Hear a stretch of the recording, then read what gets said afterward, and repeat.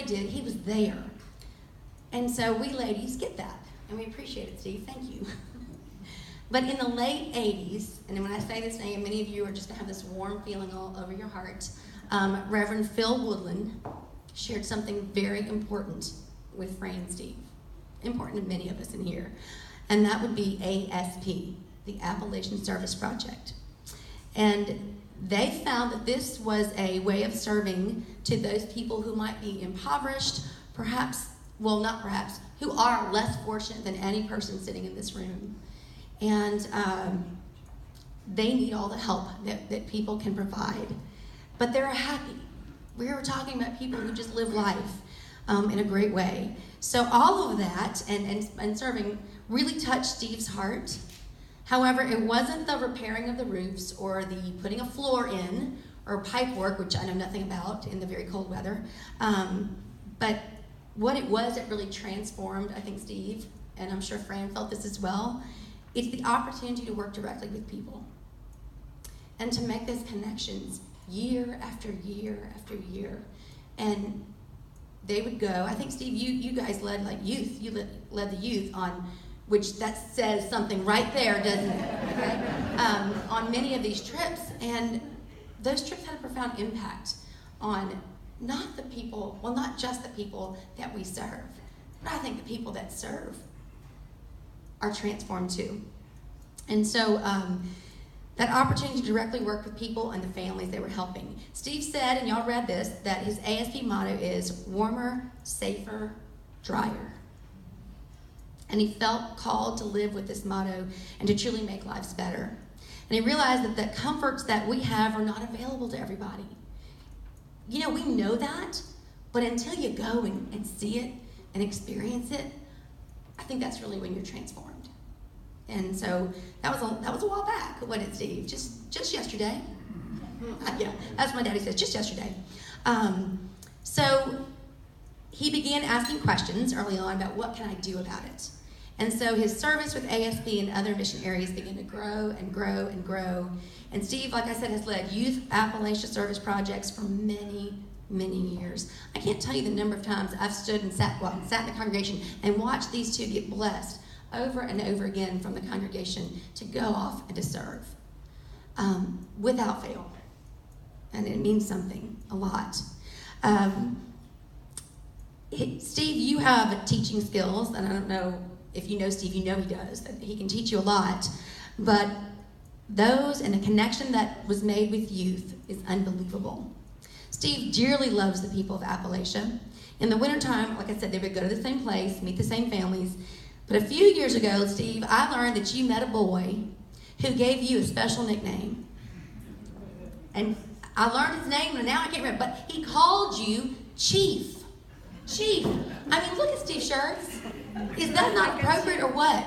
You were the chief, right? And I think it's because you made a big impact on his life. Just like he probably made a huge impact on yours. And Steve has kept in touch with this young boy and watched him grow up.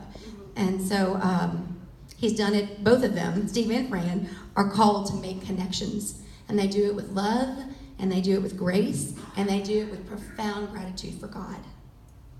So Fran and Steve were both called to not only ASP, but also to lend their leadership assistance to our community and the New Orleans community after Hurricane Katrina. So they were part of a small team from First Methodist who took the skills they knew from ASP and served on something called Project Noah. And y'all help me with this, because I was around for that. New Orleans area housing. Hope. Okay. So they took all the skills they knew, and they'd already been doing it. So it was, I'm not saying it was an easy transition, but it was just what we needed as leadership goes. Now, Fran and Steve have both found that they had a passion for working with youth. God bless you both. It takes, people are really, I think, specially called to work with youth. I really do. I love all youth. And having survived as a parent of them, as many of you know, and you have too, I know somebody else. They took these people at a time when they're alien beings, and they teach them, and they love them about God, and they teach them about God. And It's huge. So I personally thank both of you for sharing your gifts and your talents with our young people. And they did that for many years. They helped so many young people by teaching Sunday school over the years have a relationship with God. And as a parent, I can't think of anything better than having my children look to people like Fran and Steve for their example. So around the time that I began working here, some 15 years ago, that's where I really met and got to know Fran and Steve a little bit in the midst of those alien beings leading them to love others in the ways of Jesus. So now, Fran, this is all going to fit together. Watch. Fran, she is the most Methodist person one can be. Go John Wesley. It is true. If you need a lesson in John Wesley, just see Fran. Fran, though, she wraps her heart around the Methodist way, the Wesleyan way. She truly means it and believes it. She is a person who believes in the inclusiveness and the ideas of all people. She's a wonderful Methodist. Fran has no trouble meeting people. Y'all know Fran? Fran, you and I like to think that I'm a little like you in the fact that I like to talk to walls, I can talk to anybody, and they're going to walk, that wall will be special by the time I'm done. And Fran is like that as well. She has never met a stranger, and people feel better after their time with Fran. And Fran also, she has this, she has a passion for people who she perceives to have no voice. And she wants to make sure that they have a voice. And she has done that time and time again in so many ways throughout this church and beyond. So yes, you are Methodist to the core. Fran also, I did not know this, and this is also just incredible. She also taught teenage special ed youth in high school. Your passion to help persons get what they need is why she was perfect to help youth here and youth anywhere with special needs, because that passion that she has blends over into her church work. And she does have a passion for what I would call the underdog. What would the world be like if we didn't have the Fran Shurtzes? It would not nearly be as good of a place. And that is so true. Not nearly as loving and warm, that's for sure. So as much as Steve loves to teach children and Fran loves to be with children, really entertain them, they go together so well. And they have used those skills. And it's perfect because their son, Andrew, just gave them one of, I think, probably the most precious gifts you could have, right? We've passed his picture around the table. His name is Paul. Paul is a 3-month-old grandchild. And he is the spitting image of a more beautiful baby Elvis. He is. Ask them to see his picture. It's just beautiful. And they're going to enjoy their new roles of teaching him all the wonders of the world. But finally, I want to end with how I really got to know Fran and Steve well. And it's something that happened, I think, in my life that really transformed me about 5 years ago. I had been working here for a while, and I was ready for a little bit of a shift. And Reverend Brady came in, and he's a shift shaper. He likes that. And so he saw a need for a new ministry at the church called the Inviting and Welcoming Ministry. And what that meant is that we needed a team of people, and all people, to be in place to make sure that we were not missing guests who come to our church and they weren't slipping through the cracks and not being noticed and not being welcomed.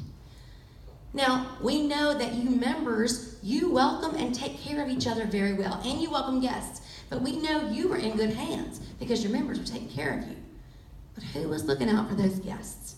So after a lot of prayer about this, we decided that one of the ways that we could reach out to guests and create a safe haven or a safe place was to provide them with flavored holy water. So I prayed about it, and I asked Fran to be the very first manager of Cafe 930.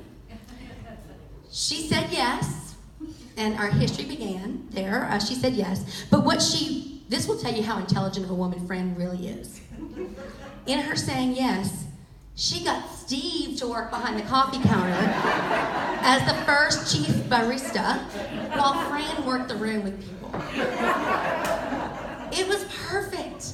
She met every visitor. She welcomed them. They did not leave without knowing who Fran was and Fran knowing their life story. And it was just perfect. And they are a dynamic team at that. So we thank you for getting that ministry up and running and started. And they did it for years, and it was very, very special. So they spent years of their life loving God, bringing God's love to others, and most importantly, getting to know the people in this world in a real, genuine way. So it's no wonder tonight that you all are receiving one of our 2017 United Methodist Women's Service Awards. Thank you.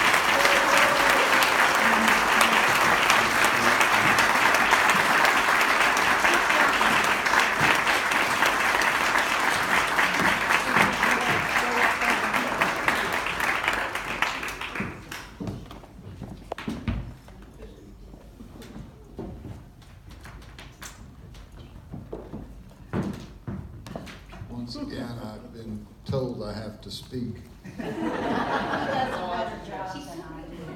But I just want to say thanks for the award, both of us. I'm going to speak for both of us, but she may grab the mic at any moment. But, you know, I was looking tonight at the roster of those names on the page that had received this award, and one of the first members of this distinguished group from 1988 was Fran's mother, Hope Williams. She's